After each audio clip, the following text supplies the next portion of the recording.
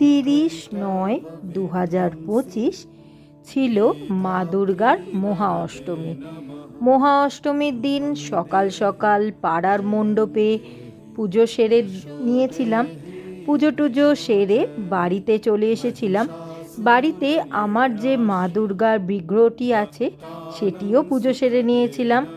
পুজো টুজো সেরে খাওয়া দাওয়া করে আমরা সপরিবারে বেরিয়ে পড়েছিলাম।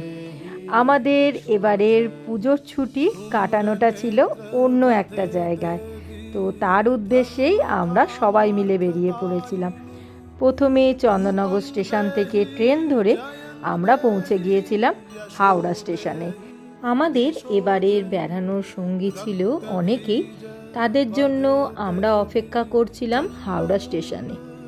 আমরা কোথায় বেড়াতে যাচ্ছি সেটি দেখাবো আমি আমার নেক্সট ব্লগে।